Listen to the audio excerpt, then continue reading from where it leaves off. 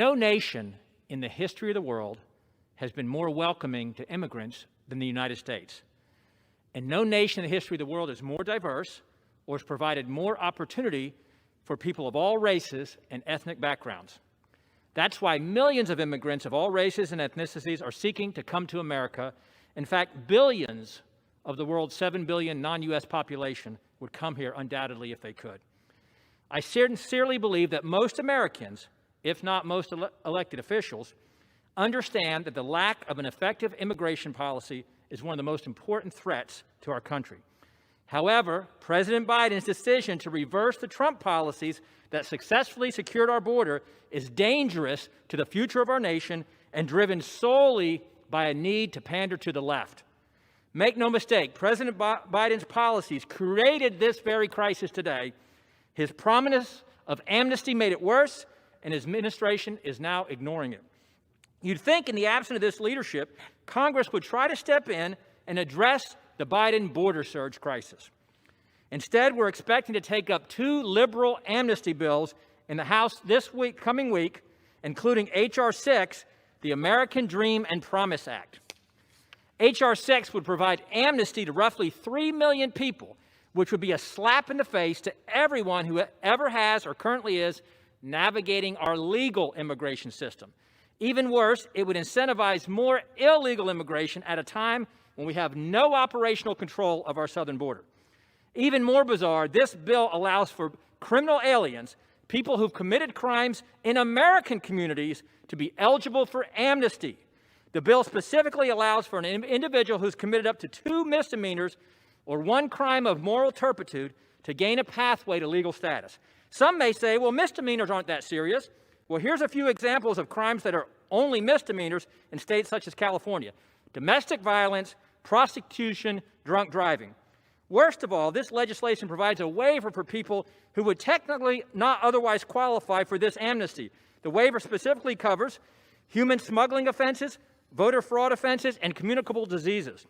I urge this Congress not to worsen the crisis and to instead debate legislation that makes Americans safer and honors our legal immigrants. Instead of providing amnesty to criminals, we should debate my legislation, H.R. 398, the No Asylum for Criminals Act, which would prohibit dangerous criminals from qualifying for asylum in the U.S. When it comes to legal immigration, people of good faith can debate on what the overall immigration levels are prudent for our country, how to best balance the needs of American citizens with the desire of immigrants who are simply seeking a better life for themselves and their family, how to cultivate patriotic assimilation, how to project jobs for American workers while providing labor for our businesses, and the merits or lack thereof of issues such as chain migration, birthright citizenship, diversity visas, and other unique features of America's immigration system.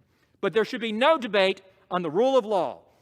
We should be united and bipartisan on the critical importance of enforcing our laws and eliminating illegal immigration. There's simply no honest debate regarding the fact that barriers, whether they're walls or fences, work. Just look around D.C. to see confirmation that our House Democrat leadership believes this. There should be no debate regarding the fact that illegal immigration is a significant threat to our national security, our economic security, and our health security. Illegal immigration further burdens our economy, our social services, our healthcare system, and our education system. Illegal immigration also enriches Mexico's organized crime and the cartels that control everyone and everything that comes across the southern border. The individuals illegally coming across our southern border suffer dangerous and sometimes deadly hardships and are often victimized by the Mexican cartel. Individuals who cannot afford to pay the smugglers are often extorted into carrying drugs and other illicit material into the U.S. Others are abused as indentured servants to the cartels if they make it across. Many must live the rest of their lives with existential threat to themselves and their families. Moreover, illegal immigration places our law enforcement and our citizens living near the border in immediate danger when drugs and other preventable material are smuggled across the border with impunity. We are risking turning every community into a border town and making our nation a sanctuary nation.